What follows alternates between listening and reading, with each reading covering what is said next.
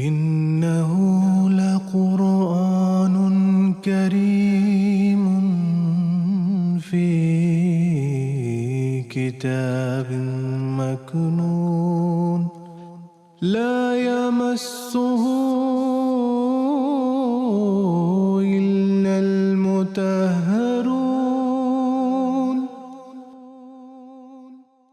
اعوذ باللہ من الشیطان الرجیم بسم اللہ الرحمن الرحیم۔ ناظرین کرام السلام علیکم ورحمۃ اللہ وبرکاتہ۔ ناظرین کرام، تفسیر کبیر سے درس کی سیریز کا ایک اور ایپیسوڈ لے کر ہم آپ کی خدمت میں ایک بار پھر حاضر ہیں۔ حسب سابق اس پروگرام میں بھی میرے ساتھ شریک گفتگو ہیں محترم مولانا عطا المجیب لون صاحب۔ محترم مولانا صاحب کا پروگرام میں خیر مقدم ہے۔ گزشتہ پروگرام میں حضرت مسلم موعود رضی اللہ تعالیٰ عنہ سورہ فاتحہ میں جو مضامین بیان ہوئے ہیں وہ مضامین بیان فرما رہے تھے، اور اس میں اہدنا الصراط المستقیم خاص طور پر اس آیت میں جو منعم علیہ گروہ کا جو ذکر ہے اور مغضوب و ضالین کا ذکر ہے، اس میں ہونے والے جو اعتراضات ہیں مفسرین جو کرتے ہیں ان کا جواب حضور دے رہے تھے۔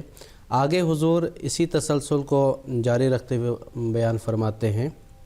اس سورہ شریفہ کی آیات پر اگر نظر غور ڈالی جائے اور ان کی ترتیب کو چشم تعمق یعنی پورا گہرائی کے ساتھ اس پہ غور کیا جائے، سے ملاحظہ کیا جائے تو صاف یہاں ہوتا ہے کہ اس میں انسان کے لیے بتدریج روحانی منازل طے کرنے اور منزل بمنزل چل کر آخر قرب الہی کا شرف حاصل کرنے کی ہدایات مندرج ہیں۔ کسی ذات کی فرمانبرداری یا عبادت دو ہی وجہ سے ہوتی ہے، یا محبت سے یا خوف سے۔ سو اللہ تعالیٰ نے اس صورت میں اپنی دونوں قسم کی صفات کی طرف توجہ کی۔ بعض لوگ جن کی طبیعت میں احسان کی قدر کا مادہ زیادہ ہوتا ہے، احسان کو دیکھ کر فرمانبرداری کرتے ہیں، اور بعض لوگ احسانوں کی پرواہ بھی نہیں کرتے، مگر خوف ان کو فرمانبرداری پر مجبور کر دیتا ہے۔ لیکن دانا انسان کا یہ کام ہے کہ پہلے محبت سے کام لے، اور اگر اس میں کام نہ چلے تو پھر خوف دلائے۔ چنانچہ اللہ تعالیٰ نے بھی اس صورت میں پہلے اپنی ان صفات کا بیان کیا جن پر غور کرنے سے ان کا دل محبت الہی سے پر ہو جاتا ہے۔ اس کا نام اللہ ہے، یعنی سب خوبیوں کا جامع اور سب نقائص سے منزہ ہے، یعنی پاک ہے۔ سب اشیاء کا خالق اور ان کا رازق ہے۔ مومن و کافر سب کی ربوبیت کرتا ہے۔ اس نے ہماری زیست کے وہ سامان جن سے ہم واقف بھی نہیں ہمارے لیے پیدا کیے ہیں، اور ہم جو نیک عمل کریں ان کا بہتر سے بہتر انعام دیتا ہے۔ جو لوگ کسی چیز کی خوبصورتی یا اس کے احسان کو دیکھ کر فرمانبرداری کرنے کے عادی ہیں، وہ ان صفات کو دیکھ کر بے اختیار ایاک نعبد کہہ کر اس کے آگے جھک جاتے ہیں۔ اور لیکن جو لوگ محبت کے اثرات سے ناواقف ہوتے ہیں اور سخت سلوک کے عادی ہوتے ہیں، وہ مالک یوم الدین کی صفت پر جب غور کرتے ہیں اور دیکھتے ہیں کہ اللہ تعالیٰ جزا سزا کے دن کا مالک ہے، اور ایک دن اس کے سامنے حاضر ہو کر اس کے سب انعامات کا حساب دینا ہوگا، وہ خوف کی وجہ سے بے اختیار ہو کر اس کے آگے گردن جھکا دیتے ہیں اور ایاک نعبد کہہ اٹھتے ہیں۔ غرض کوئی انسان ہو، خواہ محبت سے متاثر ہونے والا، خواہ خوف سے ماننے والا، سورہ فاتحہ کی ان ابتدائی آیات کو پڑھ کر بے اختیار ایاک نعبد کہہ اٹھتا ہے۔ لیکن ساتھ ہی جب وہ ایک طرف تو اپنی کمزوری کو دیکھتا ہے اور دوسری طرف اس شاہ خوباں کے حسن اور ان کی عظمت و جبروت کا مطالعہ کرتا ہے، تو بے اختیار ہو کر کہتا ہے، ایاک نعبد کے ساتھ کہتا ہے و ایاک نستعین، یعنی میں تو حضور کا فرما بردار ہوں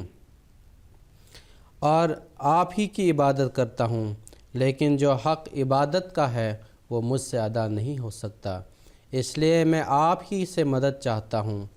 آپ اس کام میں میری مدد فرمائیں اور حق عبادت ادا کرنے کی توفیق عطا فرمائیں۔ جب محبت اس حد تک پہنچ جاتی ہے اور عظمت الہی اس حد تک بندہ کو متاثر کر دیتی ہے، تو پھر جیسا کہ فطرت انسانی کا تقاضا ہے، وہ بے اختیار اہدنا الصراط المستقیم کہہ اٹھتا ہے، یعنی مجھے سیدھا راستہ دکھائیے، اور سیدھا راستہ ہمیشہ باقی راستوں سے اقرب ہی ہوتا ہے، یعنی نزدیک ہوتا ہے، قریب ہوتا ہے۔ بس یہ کلام محبت کے کمال کو ظاہر کرتا ہے کہ اے اللہ، اب میں آپ سے دور نہیں رہ سکتا، آپ مجھے وہ سب سے نزدیک افراد تفرید سے پاک راستہ دکھائیں جس پر چل کر میں جلد سے جلد آپ تک پہنچ جاؤں۔ لیکن چونکہ دربار شاہی میں باریاب ہونے والے لوگ مختلف مدارج کے ہوتے ہیں، بعض عام درباری اور بعض خاص الخاص لوگ، اس لیے عین فطرت کے تقاضا کو پورا کرتے ہوئے صراط الذین انعمت علیہم کی دعا سکھلائی، یعنی اے مولا، آپ مجھے سیدھا راستہ بھی دکھائیں اور مجھ پر یہ فضل بھی کریں کہ منعم علیہ گروہ کا راستہ دکھائیں، یعنی حضور کے دربار میں میرا داخلہ عام لوگوں میں ہو کر نہ ہو، بلکہ آپ کے خاص پیاروں میں شامل ہو جاؤں، اور عاشق ہوتے ہیں اور عاشق ہوتے ہوئے معشوق بھی بن جاؤں، جس طرح میں آپ سے محبت کرتا ہوں، جناب بھی مجھ سے محبت کرنے لگ جائیں، کیونکہ منعم علیہ گروہ وہی ہے جو اللہ تعالیٰ کا محبوب گروہ ہے، اور جو جماعت انعام کی مستحق ہوتی ہے وہی پیاری جماعت ہوتی ہے۔ اس طرح بندہ اس مقام محبت کو چاہتا ہے جس میں کوئی پردہ مغایرت، یعنی کوئی اجنبیت کا پردہ نہیں ہوتا، نہ رہے۔ اب گویا انسان کمال کو پہنچ جاتا ہے اور عاشق و معشوق ایک ہو جاتے ہیں، لیکن چونکہ ایمان بین الخوف والرجا، یعنی خوف اور امید کے درمیان ہوتا ہے، اس لیے جب انسان سے اس روحانی لذت کو حاصل کر لیتا ہے تو اس کی تمنا ہوتی ہے کہ یہ مقام اس کو ہمیشہ حاصل رہے اور اس پر اس کو ثبات نصیب ہو۔ اس لیے مولا کریم نے انسان کو اپنے حضور یہ عرض کرنا سکھلایا کہ آپ یہ فضل بھی کریں کہ اس ملاقات کے بعد میں آپ سے کسی طرح بھی جدا نہ ہوں۔ اور چونکہ جدائی کے دو طریق ہوتے ہیں، یا تو یہ کہ معشوق ناراض ہو کر نکال دے، اور یا یہ کہ عاشق ہی عشق ترک کر کے علیحدہ ہو جائے، اس لیے دونوں صورتوں کو بیان کرنے کے لیے فرمایا کہ غیر المغضوب علیہم، یعنی نہ تو ایسا ہے کہ آپ میری کسی غلطی کی وجہ سے مجھ پر ناراض ہو جائیں، ولا الضالین، اور نہ ایسا ہو کہ منزل مقصود کو پہنچ کر میرے ہی دل میں آپ کے سوا کسی اور شے کا عشق پیدا ہو جائے اور میں آپ کو چھوڑ کر کسی اور کی طرف چلا جاؤں۔ یہ ایک ایسی کامل اور جامع دعا ہے جو خدا تعالیٰ نے محض اپنے رحم سے انسان کو اپنے حضور عرض کرنے کے لیے تعلیم کی ہے، جس کے مقابلہ میں کوئی اور مذہب اپنے آپ کو پیش نہیں کر سکتا۔ غور کرو کس طرح انسانی فطرت کا اول سے آخر تک نقشہ کھینچ دیا ہے، اور کس طرح تمام قسم کے متفرق خیالات کے لوگوں کا علاج اس چھوٹی سی صورت میں بتا دیا ہے۔ بس جو سمجھنے والے ہیں سمجھیں، اور جو سوچنے والے ہیں سوچیں کہ دنیا کا نجات دہندہ مذہب سوائے اسلام کے اور روحانی بیماریوں کے علاج سوائے قرآن کے کوئی نہیں۔ آمین۔ صحیح حدیث میں آتا ہے، حضرت صلی اللہ علیہ وسلم نماز میں جب سورہ فاتحہ کو غیر المغضوب علیہم ولا الضالین پر ختم کرتے تو آمین کہتے، جس کے معنی ہے اللہم استجب لنا کے معنی ہیں، یعنی اے اللہ ہماری یہ عرض قبول فرما، اور باتباع ارشاد نبوی صحابہ رضی اللہ تعالی علیہم اجمعین کا یہی عمل ثابت ہے۔ اور سورہ بقرہ کے شروع میں ہی سورہ بقرہ کا جو ذکر مختلف احادیث میں آیا ہے، اس حوالے سے حضور نے تحریر فرمایا ہے۔ حضور فرماتے ہیں اس سورت کا نام سورۃ البقرہ ہے، جیسا کہ مختلف احادیث سے ثابت ہے، اور خود رسول کریم صلی اللہ علیہ وسلم نے بیان فرمایا ہے، گو احادیث سے یہ امر ظاہر نہیں ہوتا کہ آپ نے خود ہی یہ نام رکھا یا اللہ تعالیٰ کے فرمانے کے مطابق رکھا، مگر میرا اپنا یقین یہی ہے کہ سورتوں کے نام بھی اللہ تعالیٰ کے حکم سے رکھے گئے ہیں۔ اس سورت کے نام کے متعلق جو روایات ہیں ان میں سے بعض یہ ہیں۔ ترمذی میں ہے، عن ابی ہریرہ قال قال رسول اللہ صلی اللہ علیہ وسلم لکل شیء صنام وان صنام القرآن سورۃ البقرۃ वफ़ीहा आयतुन हिय सय्यदतु आयल क़ुरआन हिय आयतुल कुर्सी। तिरमिज़ी की ये रिवायत है, यानी हर चीज़ का एक चोटी का हिस्सा होता है और कुरान करीम की चोटी का हिस्सा सूरतुल बकरा है, और इसमें एक ऐसी आयत है जो कुरान करीम की सब आयात की सरदार है, और वो आयत आयतुल कुर्सी है। फिर हुज़ूर फरमाते हैं ये सूरत मदीना में नाजिल हुई है और मुख्तलिफ़ वक्तों में नाजिल होती रही है, और बाज़ के नज़दीक इसकी एक आयत आखिरी अय्याम में हज्जतुल विदा के मौका पर क़ुरबानी के दिन नाजिल हुई थी, और वो वत्तक़ू यौमन तुरजाऊन फ़ीही इलल्लाह की आयत है। इस सूरत की रिबा की आयात यानी सूद के अहकाम पर मुश्तमिल आयात कुरान करीम की आखिरी ज़माना में नाजिल होने वाली आयात में से हैं। इसके बाद हुज़ूर अनवर हुज़ूर रज़ियल्लाहु ताला अन्हु ने इस सूरत की तरतीब के हवाले से भी ज़िक्र किया है, और मजमूई तौर पर तमाम सूरतों की तरतीब के हवाले से इस अमर पर रोशनी डाली है कि बाज़ लोग ये इतराज़ करते हैं कि जिस तरतीब से कुरान मजीद नाजिल हुआ उसी तरतीब से वो जमा क्यों नहीं किया गया और इसमें क्या हिकमत है। इस अमर पर रोशनी हुज़ूर रज़ियल्लाहु ताला अन्हु ने डाली है। चनांचे हुज़ूर इस ज़मन में फ़रमाते हैं ये सूरत यानी सूरतुल बकरा कुरान करीम की तफसीली सूरतों में से पहली सूरत है, लेकिन नुज़ूल के लिहाज से ये सूरत कलाम इलाही के नुज़ूल के 14वें साल में जाकर नाजिल होनी शुरू हुई और कई साल तक नाजिल होती रही। बिल आखिर रसूल करीम सल्लल्लाहु अलैहि वसल्लम की वफ़ात से कुछ ही अरसा पहले मुकम्मल हुई। सवाल ये है कि ऐसा क्यों हुआ? क्यों ना कुरान करीम को उसी तरतीब से जमा किया गया जिस तरतीब से कि कुरान करीम नाजिल हुआ था। बाज़ दुश्मनान इस्लाम और बाज़ मुसलमानों तक ने इस सवाल का ये जवाब दिया है कि सूरतों की लंबाई छोटाई के लिहाज से कुरान करीम को जमा कर दिया गया है और किसी मानवी तरतीब को मद्देनज़र नहीं रखा गया। ये दावा एक नहायत लग़्व और हकीकत से दूर दावा है, क्योंकि नंबर 1 कुरान करीम की सूरतों की मौजूदा तरतीब ख़ुद इस दावा को बातिल करती है। पहली सूरह फ़ातिहा है जो नहायत छोटी और 7 आयतों की सूरत है। दूसरी बकरा नहायत लंबी है। तीसरी आल इमरान है जिसके 20 रुकू हैं, लेकिन चौथी निसा के 24 रुकू हैं। इसी तरह अगली सूरतों में भी कई जगह पर फ़र्क है। बस ये कहना कि लंबाई के मुताबिक सूरतों को आगे पीछे रख दिया गया है ये दुरुस्त नहीं है। नंबर 2 कुरान का जमा करना किसी बंदा का फ़ेल नहीं बल्कि ख़ुद रसूल करीम सल्लल्लाहु अलैहि वसल्लम का भी फ़ेल नहीं। अल्लाह ताला कुरान करीम में फ़रमाता है इन्ना अलैना जमअहु व क़ुरआनहु। सूरतुल क़ियामा की आयत है, यानी कुरान करीम का जमा करना और उसका दुनिया में फैलाना, ये दोनों काम मैं ख़ुद करूँगा और मेरे ख़ास हुक्म और निगरानी से ये काम होंगे। बस एक मुसलमान के नज़दीक तो ये इंसानी काम हो ही नहीं सकता और गैर मुस्लिमों के लिए वो जवाब है जो पहले बयान हो चुका है। नंबर 3 तीसरा जवाब ये है कि सब सूरतों के मज़ामीन में तरतीब मौजूद है। अगर सिर्फ़ लंबाई और इख्तिसार पर इन्हें आगे पीछे रखा गया था तो फिर सूरतों के मज़ामीन में जोड़ और इत्तिसाल क्यों कर पैदा हो गया, जैसा कि आगे चलकर तफसीर में इंशाअल्लाह साबित किया जाएगा। हुजूर फरमाते हैं जैसा कि आगे चलकर तफसीर में इंशाअल्लाह साबित किया जाएगा और जिसका इल्म हर सूरत के शुरू और आखिर के नोटों को पढ़ने से इस तफसीर का मुताला करने वालों को हो जाएगा। बस अयारा च बयां, बेशक यानी जो चीज़ ज़ाहिर है उसको बयान करने की ज़रूरत नहीं। बेशक ये सवाल किया जा सकता है कि अगर मौजूदा तरतीब खुदा ताला के मंशा के मुताबिक है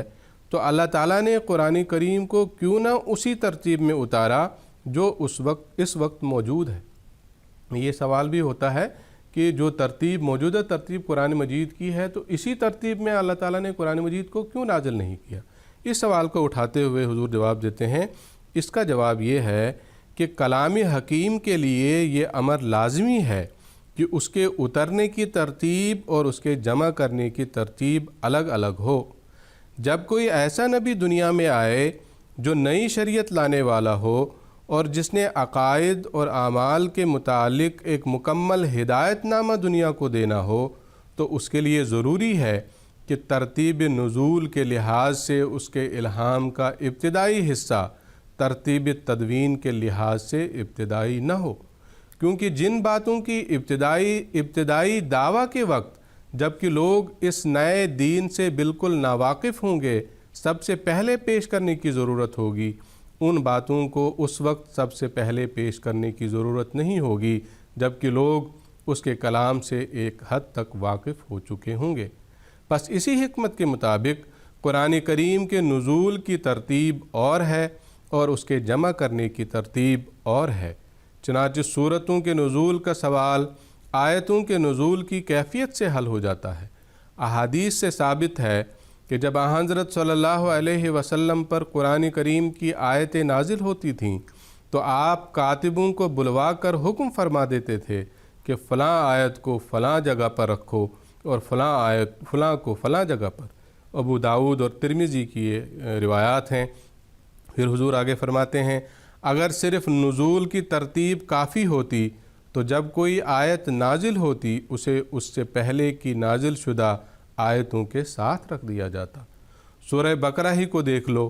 اس کی ربا کی آیات قرآن کریم کے سب سے آخر میں نازل ہونے والے ٹکڑوں میں سے ایک ہیں، لیکن وہ سورہ بقرہ کے آخر میں نہیں رکھی گئیں بلکہ کئی رکوع پہلے رکھی گئی ہیں۔ اسی طرح واتقوا یومن والی آیت جس کی نسبت احادیث میں آتا ہے کہ حجۃ الوداع میں نازل ہوئی، سورہ کے آخر میں نہیں رکھی گئی۔ پس معلوم ہوا کہ آیتیں جس ترتیب سے نازل ہوتی تھیں اسی ترتیب سے انہیں سورتوں میں نہیں رکھا جاتا تھا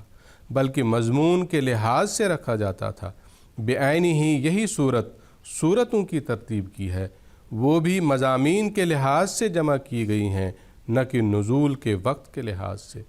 پھر آگے حضور فرماتے ہیں یاد رہے کہ سب سے پہلے جو سورت نازل ہوئی، یا یوں کہو کہ جس سورت کی بعض آیات نازل ہوئیں وہ سورۃ العلق ہے۔ اس کی جو آیات سب سے پہلے نازل ہوئی ہیں یہ ہیں اقرأ باسم ربک الذی خلق خلق الانسان من علق اقرأ وربک الاکرم الذی علم بالقلم علم الانسان ما لم یعلم۔ ان آیات میں تبلیغ کے شروع کرنے کا حکم ہے اور بتایا گیا ہے کہ تبلیغ کا حق انسان پر اس لیے ہے کہ اس کا ایک رب ہے جس نے اسے پیدا کیا ہے اور اس کے دل میں محبت اور تعلق کا مادہ پیدا کیا ہے، نیز اس نے انسان کے اندر ترقی کی قوتیں رکھی ہیں اور وہ اپنے بندے پر فضل کر کے اسے بڑھانا چاہتا ہے، اور اس غرض سے اس نے انسان کو تحریر و تصنیف کا مادہ عطا کیا ہے تاکہ وہ اپنے علم سے خود ہی فائدہ نہ اٹھائے بلکہ دوسروں تک بھی اسے پہنچائے اور آئندہ کے لیے بھی ان علوم کو محفوظ کر دے۔ پھر فرماتا ہے کہ علمی ترقی کا مادہ اور اسے دوسروں تک پہنچانے کی طاقت اس کے اندر رکھ کر اور علم کے محفوظ کرنے کا طریق بتانے کے بعد اس نے علم کی ترقی کے لیے ایسے سامان پیدا کیے ہیں جو ہر زمانہ میں علم کی ترقی کا موجب ہوتے رہیں گے، اور انسان نئی سے نئی باتیں معلوم کرتا رہے گا جو اس کے باپ دادوں کو معلوم نہیں تھیں۔ ان آیات میں قرآن کریم نے رسول کریم صلی اللہ علیہ وسلم کو تبلیغ کی ضرورت کی طرف توجہ دلائی ہے، یہ بتایا ہے کہ زمین و آسمان کا ایک خالق ہے، یہ بتایا ہے کہ انسان ہدایت کا محتاج ہے اور اس کے اندر ہدایت پانے اور ترقی کرنے کی قوت پیدا کی گئی ہے جس کے ابھارنے کے لیے یہ الہام نازل ہوا ہے۔ یہ سب باتیں وہ ہیں جو نبوت کا دعویٰ کرتے وقت سب سے مقدم ہیں۔ سب سے پہلا مخاطب انسان کا اپنا نفس ہوتا ہے۔ جب تک اس کا اپنا دل جوش اور اخلاص اور کام کی اہمیت اور ضرورت کے احساس سے پر نہ ہو وہ کبھی ایسے کاموں کے لیے آمادہ نہیں ہو سکتا جو اس کی جان اور اس کے آرام کی قربانی کا مطالبہ کرتے ہوں۔ چنانچہ سب سے پہلی آیات میں اسی مضمون کو بیان کیا گیا ہے، صرف اسی صورت میں نہیں بلکہ دوسری صورتیں جو ابتدائی زمانہ میں نازل ہوئی ہیں ان میں بھی یہی مضمون ہے۔ مثلا سورہ مدثر پہلی صورتوں میں سے ہے اس کی ابتدائی آیات بھی اسی مضمون کی ہیں۔ فرماتا ہے یا ایھا المدثر قم فانذر وربک فکبر، اے ماموریت کا خلعت پہننے والے اٹھ اور لوگوں کو ہوشیار کر اور اپنے رب کی بڑائی بیان کر۔ سورہ مزمل بھی ابتدائی صورتوں میں سے ہے، اس کی ابتدا بھی اسی طرح کی ہے۔ یا ایھا المزمل قم اللیل الا قلیلا نصفہ او انقص منہ قلیلا او زد علیہ ورتل القرآن ترتیلا انا سنلقی علیک قولا ثقیلا، یعنی اے نبوت کی چادر اوڑھنے والے، راتوں کو جاگ کر عبادت کیا کر، نصف رات یا نصف سے کم یا نصف سے زیادہ عبادت میں گزار، اور قرآن کو پڑھتا رہا کر، کیونکہ ہم تجھ پر ایک ایسی ذمہ داری نازل کرنے لگے ہیں جس کا اٹھانا آسان کام نہیں۔ آگے حضور سورہ علق اور سورہ مدثر کے جو مضامین ہیں جو ابتدا میں نازل ہوئے، تو ان کی کیا اہمیت ہے، ان کی کیا حکمت تھی، اس مضمون کو بیان فرماتے ہوئے حضور فرماتے ہیں ان ابتدائی صورتوں کے مضامین سے ظاہر ہے کہ ان میں اللہ تعالیٰ کی صفات، انسانی پیدائشی غرض، عبادت کی ضرورت، دنیا میں شرارت اور گناہ کی ترقی وغیرہ کے مضامین بیان کرنے کے علاوہ رسول کریم صلی اللہ علیہ وسلم کو تبلیغ پر آمادہ کرنے اور اس کے لیے آپ کے دل میں جوش پیدا کرنے کے لیے خاص زور دیا گیا ہے۔ گویا ان آیات میں محمد رسول اللہ صلی اللہ علیہ وسلم کو نبوت کے عظیم الشان کام کے لیے تیار کیا گیا ہے۔ یہ ظاہر ہے کہ بغیر اس کے تیاری کے نہ تو آپ اس کام کی اہمیت کو سمجھ سکتے تھے جو آپ کے سپرد ہونے والا تھا، اور نہ آپ اس کام کی عمدگی سے انجام دہی کر سکتے تھے۔ بس ابتدا میں ایسے ہی کلام کی ضرورت تھی۔ اسی طرح اس مضمون کے بعد خدا تعالیٰ کی صفات، ضرورت نبوت، تقوی اور پاکیزگی کے مضامین، ضرورت دعا، قضاء و قدر،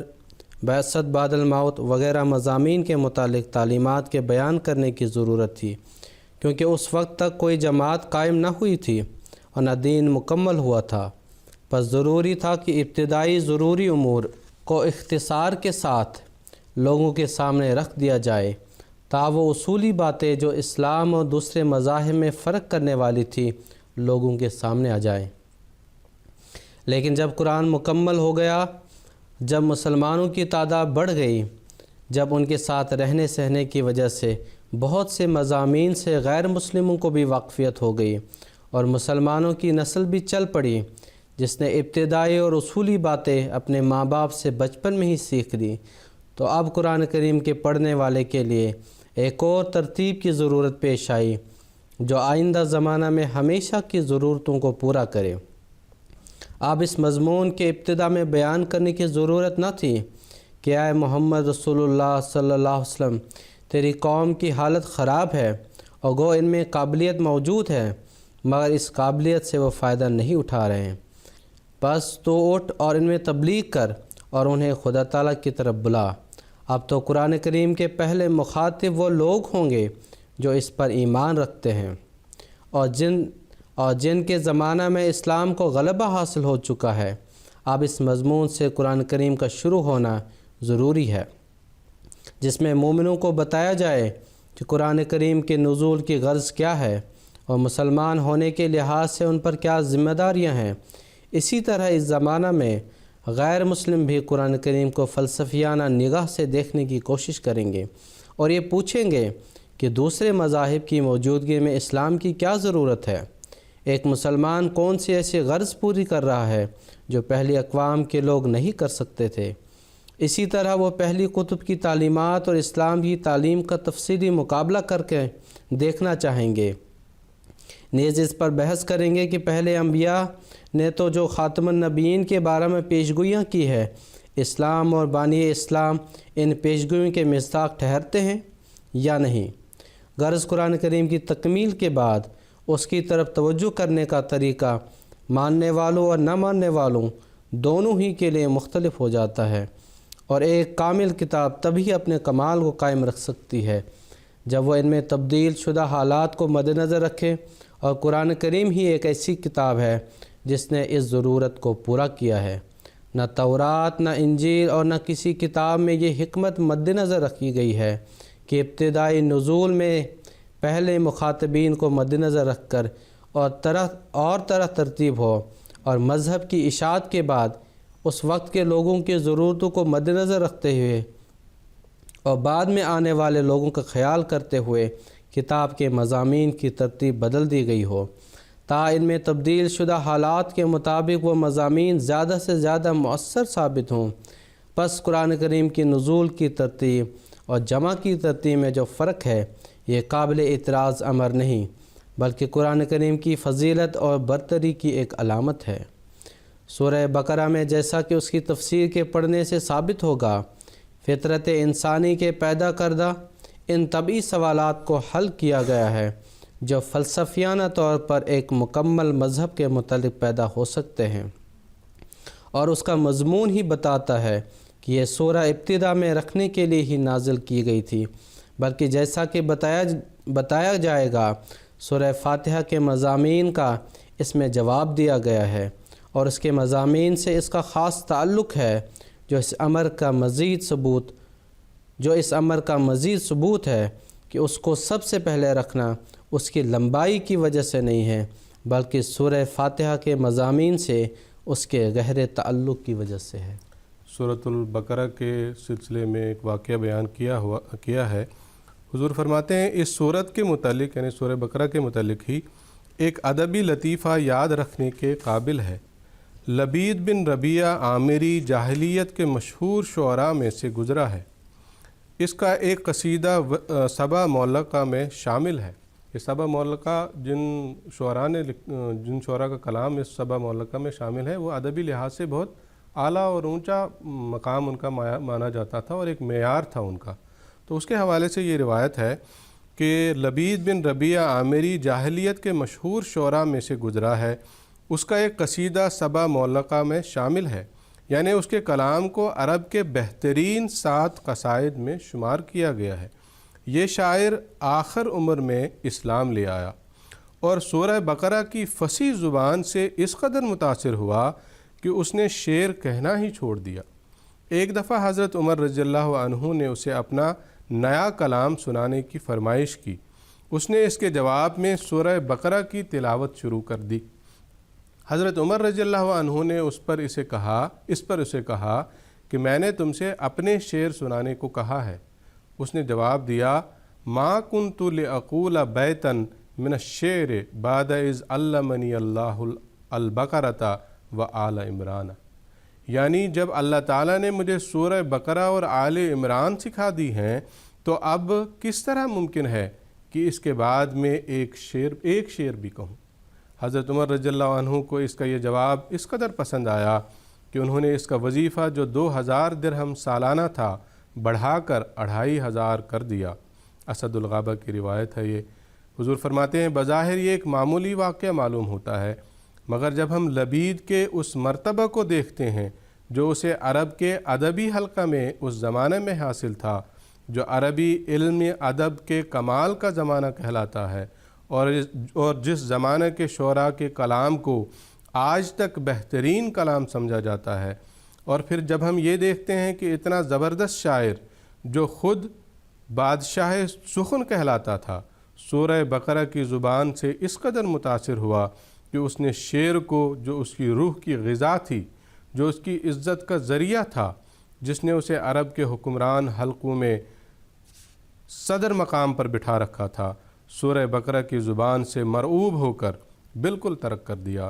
اور جب اس سے اپنا تازہ کلام سنانے کو کہا گیا تو اس نے حیرت سے جواب دیا کہ کیا سورہ بقرہ کے بعد بھی کسی اور کلام کی ضرورت رہ جاتی ہے؟ تو ہمیں ماننا پڑتا ہے کہ ایک معجزانہ کلام کے سوا یہ تاثیر اور کسی کلام سے پیدا نہیں ہو سکتی۔ پھر حضور رضی اللہ تعالیٰ عنہ نے سورہ بقرہ کا خلاصہ بیان کرنے سے قبل اپنے ایک واقعے کا ذکر فرمایا ہے کہ کس طرح اللہ تعالیٰ نے سورہ بقرہ کی تفسیر بھی آپ کو ایک القاء کے ذریعے سکھائی ہے، اور حضور رضی اللہ تعالیٰ عنہ نے اسی سورہ بقرہ کی ایک آیت کا ذکر کرتے ہوئے فرمایا کہ مجھے یہ القاء ہوا کہ اس آیت میں اس سورہ بقرہ کے تمام مضامین پوشیدہ ہیں، اور یہ آیت گویا اس سورہ بقرہ کے تمام مضامین کی کنجی کی حیثیت رکھتی۔ چنانچہ اس ضمن میں حضور فرماتے ہیں پیشتر اس کے کہ میں سورہ بقرہ کی آیات کا مطلب الگ الگ بیان کروں، میں سورہ بقرہ کے مضامین کا خلاصہ بیان کر دینا مناسب سمجھتا ہوں، کیونکہ اس سے یہ بھی ثابت ہو جائے گا کہ سورہ بقرہ کو جو باوجود آخر میں نازل ہونے کے پہلے کیوں رکھا گیا ہے، اور اس کے مضامین کی ترتیب بھی مختصر طور پر ذہن میں آ جائے گی، جس سے اس کے مطالب کا سمجھنا آسان ہو جائے گا۔ میں سورہ فاتحہ میں بیان کر چکا ہوں کہ اس کی تفسیر مجھے ایک فرشتہ نے رویا میں سکھائی تھی۔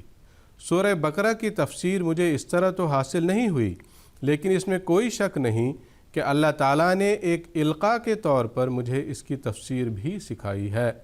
اور جو شخص بھی ذرا غور سے دیکھے گا اسے معلوم ہوگا کہ جو نقطہ اس بارہ میں مجھے بتایا گیا ہے وہ ساری سورہ بقرہ کو ایک باترتیب مضمون کی صورت میں بدل دیتا ہے،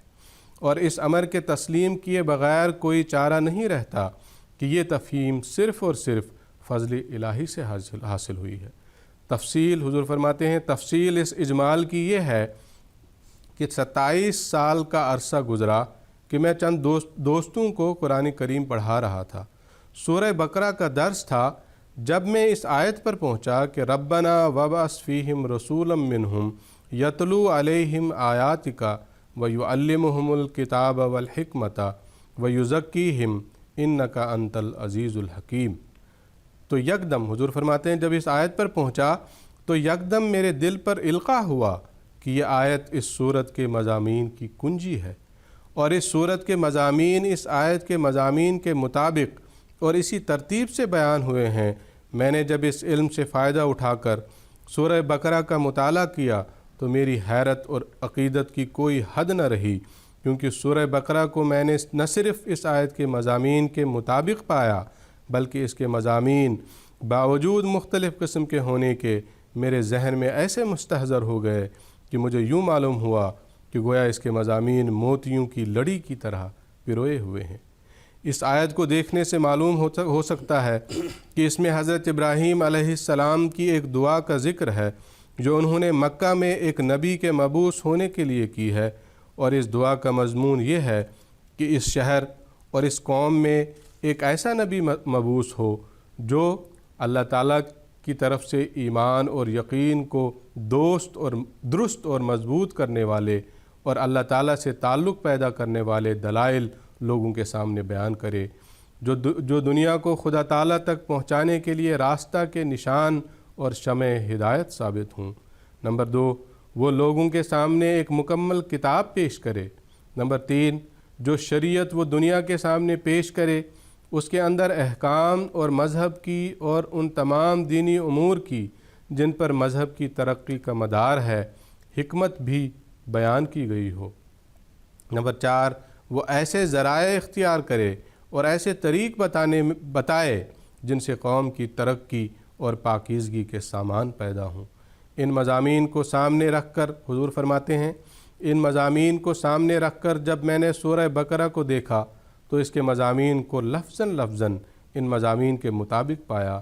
بلکہ میں نے دیکھا کہ وہ مضامین بیان بھی اسی ترتیب سے ہوئے ہیں جس ترتیب سے ان کا اس آیت میں ذکر ہے، اور ہر حصہ میں اس آیت کے الفاظ کی طرف اشارہ بھی کر دیا گیا ہے، یعنی آیات کے مضمون میں آیات کی طرف اشارہ کیا گیا ہے، پھر کتاب اور حکمت کا مضمون بیان کیا ہے اور کتاب اور حکمت کے الفاظ کی طرف اشارہ کیا ہے،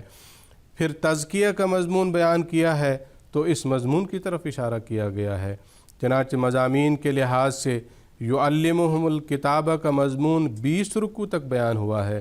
اور کتاب اور حکمت کا مضمون 31 رکوع تک بیان ہوا ہے، اور پھر تزکیہ کا مضمون 31ویں رکوع سے شروع ہو کر آخر صورت پر یعنی 40ویں رکوع پر ختم ہوا ہے۔ جو شخص اس امر کو مد نظر رکھ کر سورہ بقرہ کو پڑھے گا اس کے مطالب کی وسعت اور جامعیت اور ترتیب کی خوبی اور تاثیر کا حیرت انگیز مطالعہ کرے گا۔ آگے حضور سورۃ البقرہ کے رکوع وائز معنی و مطالب بیان فرماتے ہیں۔ حضور رکوع اول میں جو معنی بیان ہوئے ہیں اس تعلق سے بیان فرماتے ہیں۔ سورہ بقرہ سورہ فاتحہ کے بعد شروع ہوتی ہے۔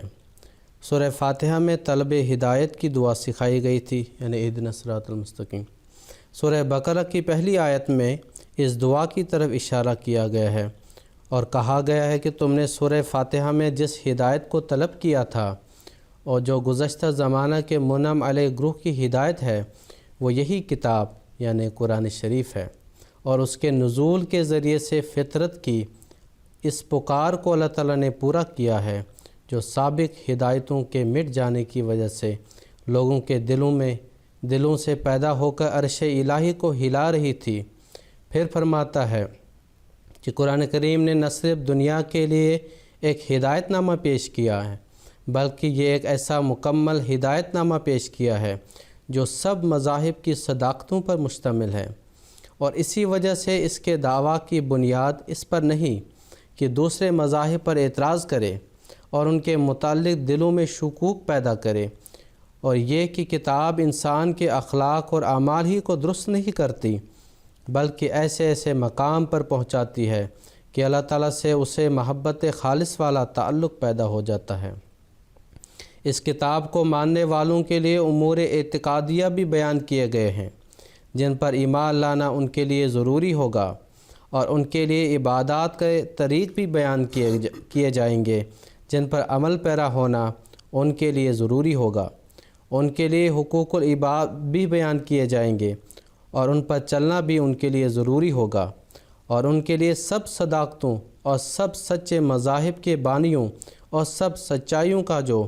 گزشتہ یا آئندہ زمانہ سے متعلق ہوں اس کتاب میں ذکر کیا جائے گا، اور ان سب پر ایمان لانا ان کے لیے ضروری ہوگا،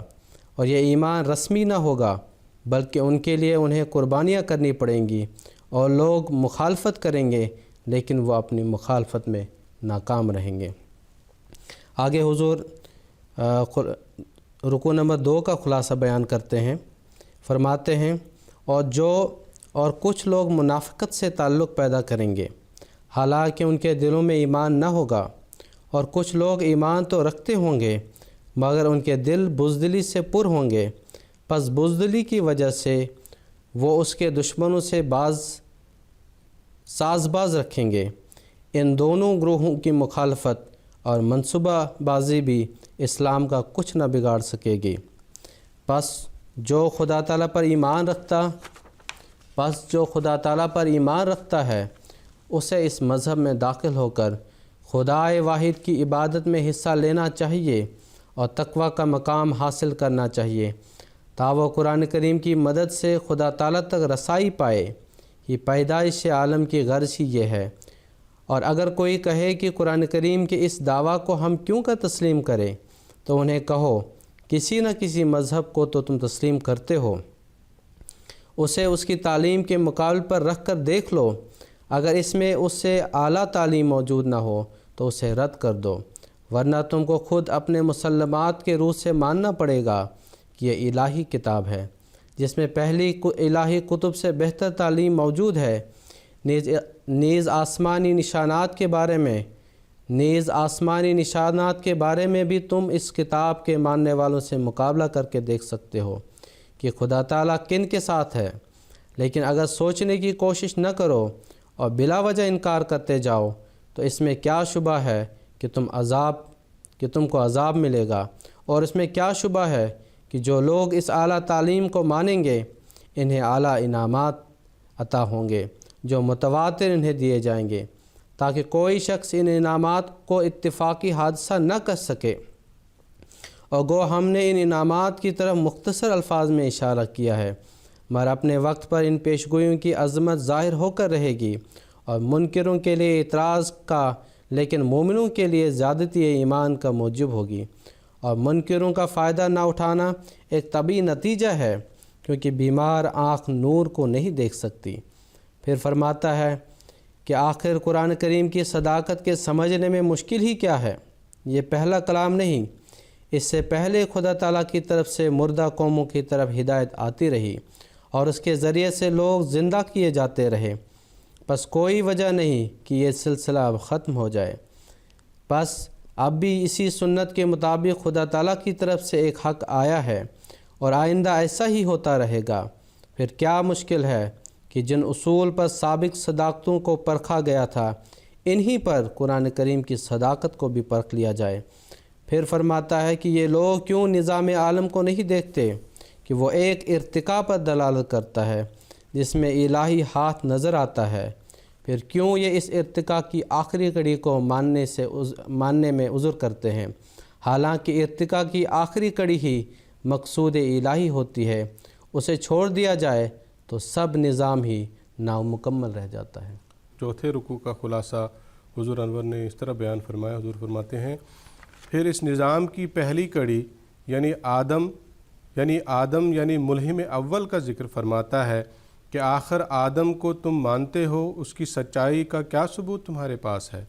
جس طرح اس کی سچائی کو اس زمانے کے لوگوں نے مانا، اسی طرح محمد رسول اللہ صلی اللہ علیہ وسلم کی صداقت کو پرکھا جا سکتا ہے۔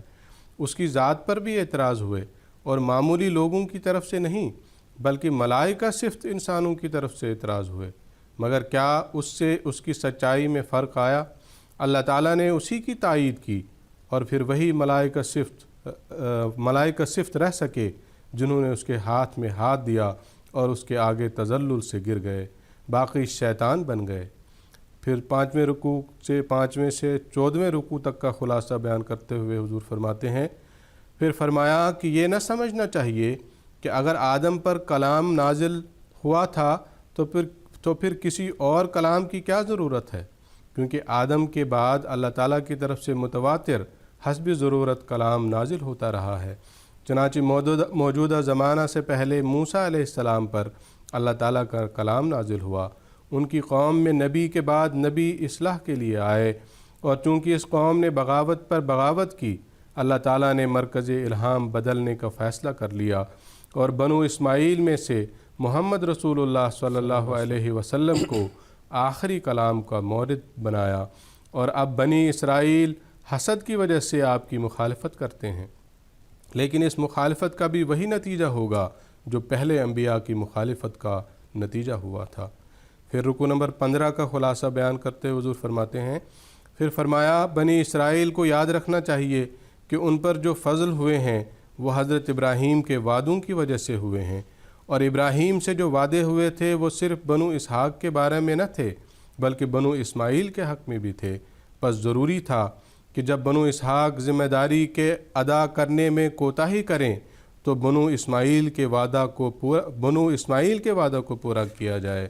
اور اسی وعدہ کے پورا کرنے کے لیے اللہ تعالیٰ نے حضرت اسماعیل علیہ السلام کو وادی غیر ذی زرع یعنی مکہ میں رکھا تھا۔ آخر بنو اسماعیل کی قربانی کا بدلہ ملنے کا وقت آ گیا، چنانچہ اب ان میں سے نبی مبعوث کیا گیا ہے جس کا یہ کام ہے کہ اللہ تعالیٰ کی آیات لوگوں کو سنائے، انہیں کتاب اور حکمت سکھائے اور انہیں پاکیزہ کرے۔ پھر رکوع نمبر 16 کا خلاصہ بیان کرتے ہوئے فرمایا بنو اسرائیل کو اس پر چڑھنے کا حضور فرماتے ہیں بنو اسرائیل کو اس پر چڑھنے کا حق نہیں، انہیں یاد رکھنا چاہیے کہ ان کے آبا ابراہیم، اسحاق، یعقوب علیہم السلام نے انہیں نصیحت کی تھی کہ اصل عزت کامل فرمانبرداری میں ہے، پس انہیں فرمانبرداری کر کے خدا تعالیٰ کے انعامات کو حاصل کرنا چاہیے اور باغی بن کر اس کے عذاب کو نہ بھڑکانا چاہیے۔ جی آگے رکوع نمبر 17 اور 18 کا خلاصہ بیان کرتے ہیں حضور فرماتے ہیں پھر فرمایا کہ بنی اسرائیل محمد رسول اللہ صلی اللہ علیہ وسلم پر اعتراض کرتے ہیں کہ اس نے گزشتہ نبیوں کا قبلہ ترک کر دیا ہے، حالانکہ اول تو قبلہ مقصود بالذات شے نہیں، صرف وحدت کے قیام کا ایک ذریعہ ہے۔ دوسرے ابراہیم نے جو دعا بنو اسماعیل کے حق میں کی تھی اس میں کعبہ کے قبلہ اور مکہ کے حج کی جگہ مقرر ہونے کی خبر دی گئی تھی، پس جب محمد رسول اللہ صلی اللہ علیہ وسلم اس پیشگوئی کو پورا کرنے والے ہیں تو ان کے لیے ضروری تھا کہ کعبہ کے قبلہ ہونے کا اعلان کریں، ورنہ ان کی قوم ان برکات سے حصہ نہیں لے سکتی جو ابراہیمی دعا کے مطابق اس قبلہ سے وابستہ ہیں۔ پس خدا تعالیٰ نے انہیں حکم دیا کہ کعبہ کی ظاہری و باطنی صفائی کریں۔ ظاہری صفائی اس مقام کو فتح کر کے اور وہاں سے آلات شرک کو دور کر کے، اور باطنی صفائی شرک و کفر کے خیالات کو مٹا کر اور کعبہ کو قبلہ عالم بنا کر پھر رکن نمبر 19 کا خلاصہ بیان کرتے ہوئے حضور فرماتے ہیں، پھر فرمایا اس کام میں مشکلات ہوں گی اور کفار تلوار کے زور سے مسلمانوں کو اس کام سے روکیں گے، لیکن انہیں اس سے ڈرنا نہیں چاہیے بلکہ دعا اور کوشش سے اس کام میں لگا رہنا چاہیے،